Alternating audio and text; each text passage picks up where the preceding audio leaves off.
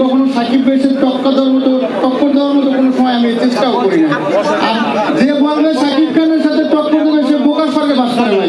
আমার director Badiul Khokon sir যখন আমাকে গল্পটি শোনায় তখন আমরা চিন্তা ভাবনা করে সিনেমার নাম দেবো তসনস।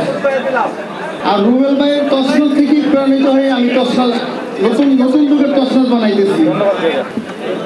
সাকিব ভাই 26 বছর কষ্ট করে আজকে মেগাস্টার হয়েছে, তার সাথে টক্কর দেওয়ার মধ্যে বাংলাদেশে এমন কেউ নাই।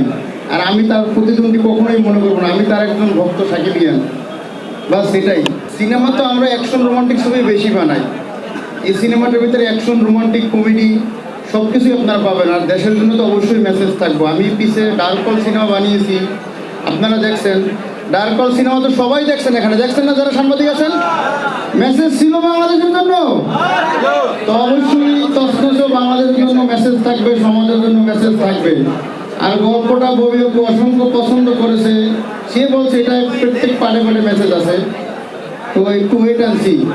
আমি কোনো ইন্টারভিউতে কখনোই বলি না যে বিদেশের বাইরে নিয়ে, বিদেশের নায়িকা নিয়ে না না না বলছি, যদি বাংলাদেশের নায়িকার সাথে বেডে বলে না মিলে তখন অবশ্যই আমরা বিদেশ থেকে নায়িকা নিয়ে আসবো, এরকম বলা হয়েছে। সিনেমার ভিতরে আমি মনে করি অ্যাকশন, রোমান্টিক, পলিটিক্স সব কিছুই থাকা দরকার। একটা সিনেমা আমরা টাকা দিই কেন দেখি? আনন্দ পাওয়ার জন্য।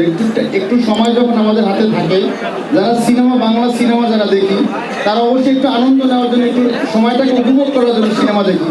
তো শুধু রোমান্টিক নয়, একটা সিনেমার ভিতরে সব কিছুই থাকা দরকার।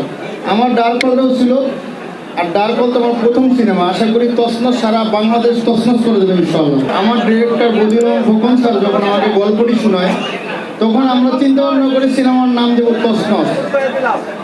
কারণ আপনি যখন একটা অ্যাকশন সিনেমা দেখবেন তখন নামটা অ্যাকশনের মতোই হতে হবে, তো ওই জায়গা থেকেই সিনেমার নাম দেওয়া তসনস।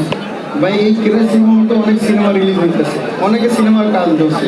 আর যেহেতু মুন্না খান মাল্টিমিডিয়া, মুন্না খান শুধু অভিনেতা না, মুন্না খান একজন প্রযোজক। মুন্না খান মাল্টিমিডিয়া প্রযোজনা প্রতিষ্ঠান থেকে 100 মিউজিক্যাল ফিল্মের উপরে রিলিজ আছে, করা আছে মুন্না খান মাল্টিমিডিয়া ইউটিউব চ্যানেলে।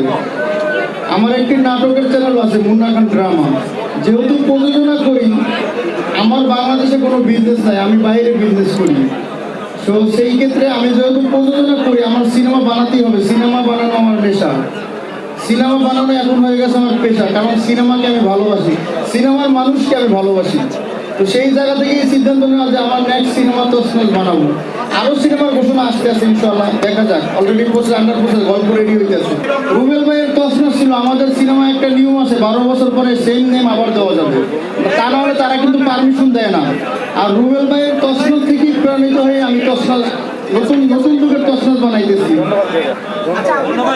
ধন্যবাদ রুবেল ভাইয়াকে, সুন্দর একটা নাম। আমি তসনস নিজে সিনেমা হলে গিয়ে দেখেছি। আমি বারবার বলছি ভাই, আমি একজন সাকিবিয়ান। সাকিব ভাই আমার গর্ব, সাকিব ভাই আমার প্রেরণা। আমি কখনো সাকিব ভাইয়ের টক্কর দেওয়ার মতো কোনো সময় আমি চেষ্টাও করি না। আর যে বলবে সাকিব খানের সাথে টক্কর দেবে সে বোকার স্বর্গে বাস করে ভাই। এমন প্রশ্ন করেন কেন ভাই আপনারা বলেন?